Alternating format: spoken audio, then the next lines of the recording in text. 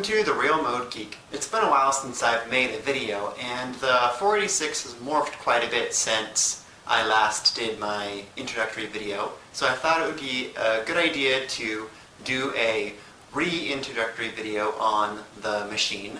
I've given the machine the name Franken486, and I think you'll see why during this tutorial. So I'm going to give you guys an overview of the hardware that this box is composed of. Alright, here she be, the Franken486. I've got the components in this Antec case that was a nice case back in the day, but the dry bake cover is broken off. It's got some other issues, but it does the job. Someday I would love to get a correct period case for the box, but for now this will have to do. First thing I'll show you is the power switch. So as you know, with 90s era computer hardware, or motherboards anyway, you had a hard power switch, not a soft power switch. Well, this case has a soft power switch. Someday I would like to get a power supply with the adapter to allow me to use this soft power switch, but I don't have one yet. So what I did, and I'll show you back here, is I made my own power switch, as you can see, and it works pretty well. I think you're getting the idea of why this is the Franken486. So off on, works beautifully. Of course, one end goes to supply power, the other end goes to the power supply, and we have a power switch.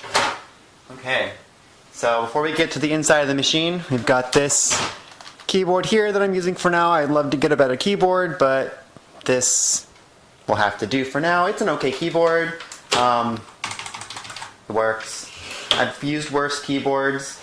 There's nothing special about it.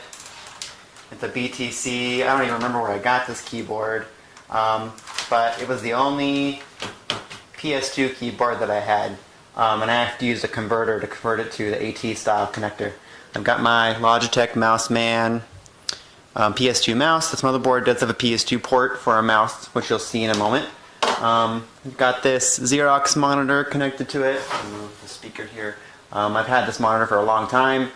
I think I bought it in like 2004. It's 19-inch. For like $500, which is crazy, but that's what they cost back then. But without further ado, well, of course, can't forget the Gravis gamepad, my favorite. But now let's get the inside of this guy. See if I have enough cable length. Okay. So, this was a good case back in the day. Scoot it back. Now if I open it, this is what I like about this case. Very easy to access. And there is the inside of the computer. Don't know why we're out of focus. There we go. Beautiful. So there's kind of a overview of the internals. We'll get into a little more detail in a second. Up here we've got this power supply. I've got it jerry-rigged in there. Let me unplug it so you can see.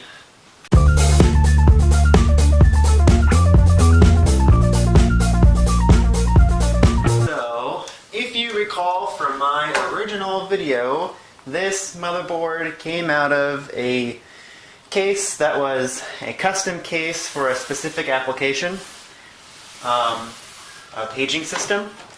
And this power supply is from said case. It's not a standard size. I didn't have another power supply, so I made it work. You can see I did my best to mount it as securely as I could. It's okay. It works. But as you can see, this is the Franken486. Back in here. I don't know if you can see it, but what I did to wire this power supply to be always on is I soldered the what would normally connect to a power switch. I soldered the appropriate pairs together to just have this power supply be always on. I saved the ground so it's properly grounded to the case. And it works out pretty well with my Franken switch, I guess I'll call it. Let's see, so got some cables. Let's start with the motherboard. The motherboard is a BioStar, if I can find it. I used to have it memorized, but I don't. It's a 8433 UUD-A version 3.1. It features 4 72-pin SIM slots. I've got 68 megabytes of RAM in it right now. I have two 32 sticks, and I've got a 4 meg stick. It came with the 4 meg stick. I threw it in there just because why not? Right now I have the machine, it's dual booting Windows NT4 and DOS 622. So when I have it booted in DOS, which is most of the time, I only see 64 megs of RAM, but that's okay. Processor we've got here is the Intel Overdrive. It's a DX4 100 megahertz processor. And then we've got a few expansion cards. I'll pull these out so we can go into a little more detail.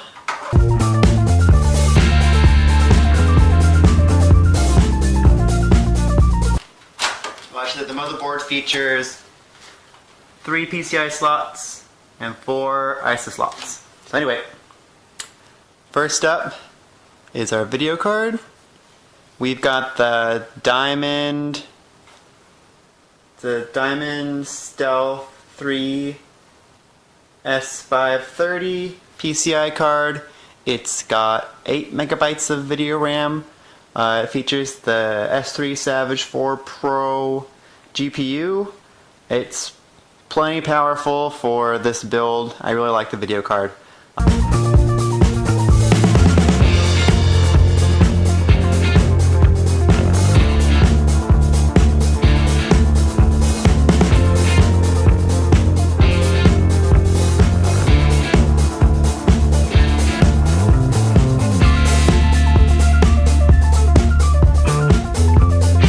Next up, we've got our network card,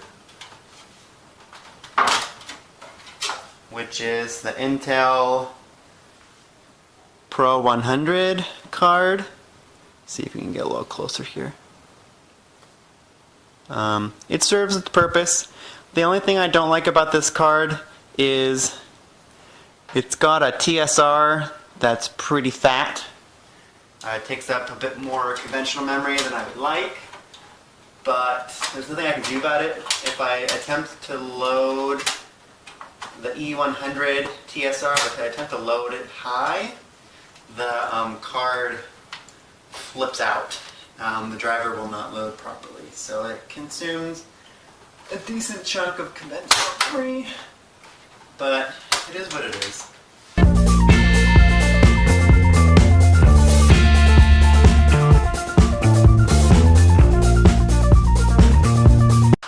This card. I bought the video card and the sound card specific for this build. I've got the AWE64 value, which is the CT4500. So there's the value and then there's the gold. I got this value card for about 15 bucks.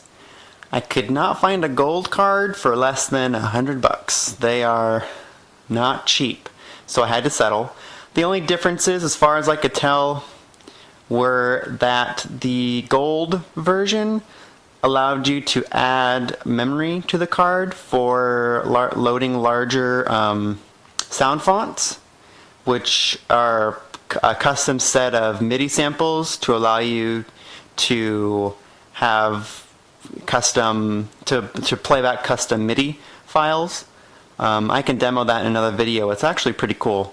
This card comes with, I believe it's 512 kilobytes of onboard memory, which is fine for basic usage, but if you were to really use this card as if you really wanted to use the sound font feature, you would want the additional memory. You cannot add memory to this card. The other difference is that the gold version also had an optical out, so you could connect, have digital out to whatever device you wanted to connect it to. This card does not have a digital out, but I'm happy with it, and for the price, I can't complain.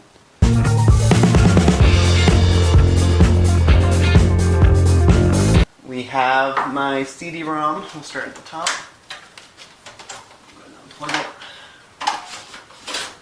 It's just your run-of-the-mill DVD. It's actually a DVD writer, but I only use it to read discs.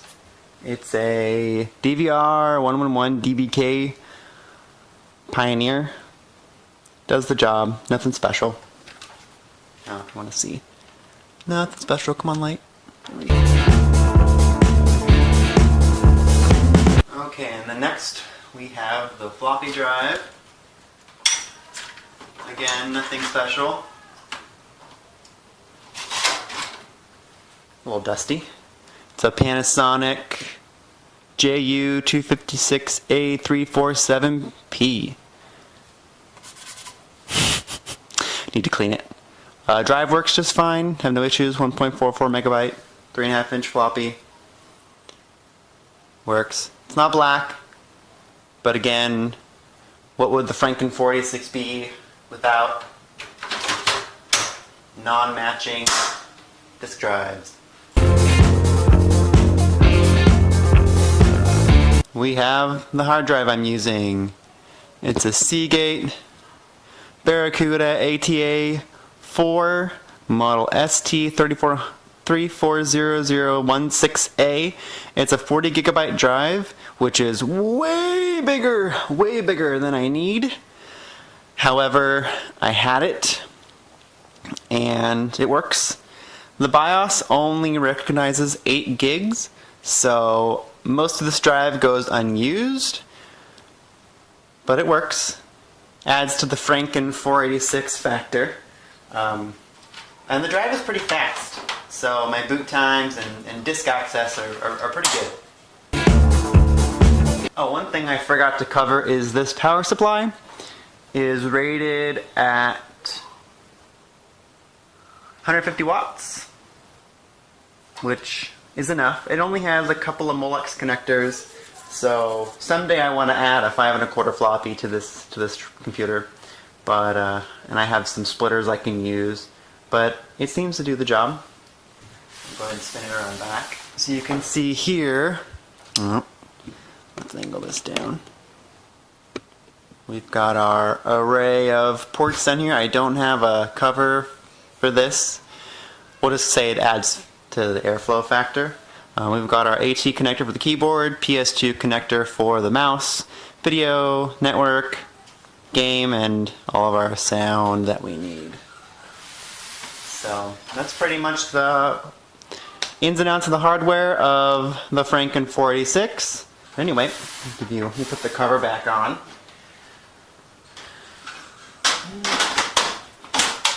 And show you the front one more time. Oh, hey, look, I should probably angle that up. One more time. There you go. Give you a side shot. Get the fancy Antec. But there you go. So thanks for watching. Hope you enjoyed taking a quick tour of my Franken486. If you have any questions, leave it in the comments below. Thanks again for watching.